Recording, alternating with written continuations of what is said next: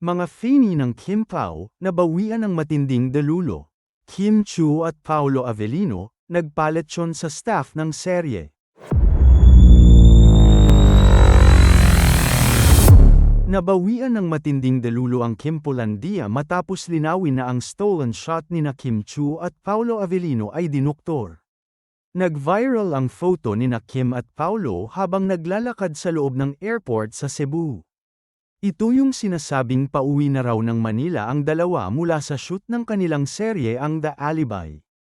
Unang lumabas ang larawan na sabay na naglalakad ang Kim Pao pero hindi magkadikit ang kanilang mga katawan. Tulak ni Paolo ang mga malita nila ni Kim. At si Kim naman ay bitbit ang kanyang daladalang bag. Nagliwanag ang mundo ng buong Kim Polandia sa tinawag nilang bagong ayuda mula sa kanilang iniidolong love team. Matapos ang ilang oras lumabas uli ang parehong larawan pero makikitang magka-holding hands na sina Kim at Paolo. Kaya naman halos maglupasay sa kilig ang ibang Kim Pao supporters na hindi nakita ang unang ayuda.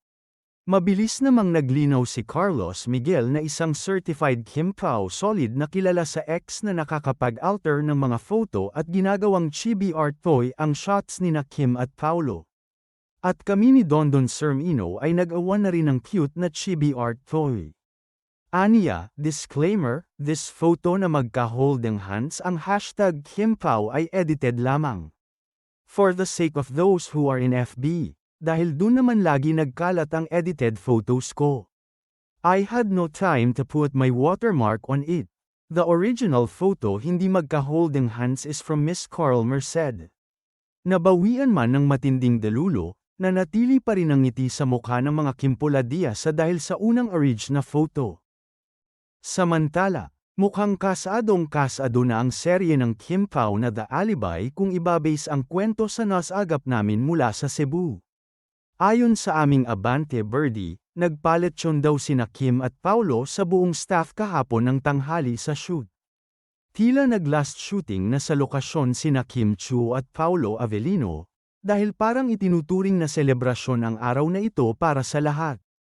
Pero hindi ito kumpirmado dahil baka may event lang na kailangang i-celebrate sa production.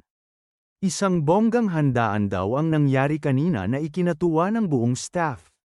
Pero gagalaw pa raw ang ilang department sa production gaya ng mga driver at utility sa mga susunod na araw. Maaaring may kukunan pang eksena na hindi kasama ang Kim Pao, kung last day na nina Kim at Paolo. Pwedeng establishing shot lang sa mga lugar kung saan nag-shoot sina Kim at Paolo, o kaya sa kwento ng serye.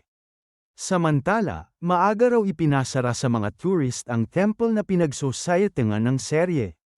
2:00 pa lang ng hapon sarado na ito para sa mga kukunang eksena.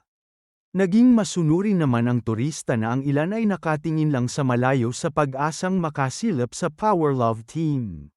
Doon sa kumalat na photo nina Kim at Paolo na magka-holding hands, nung nakaraang linggo pa raw ito, ayon sa Abante Birdie.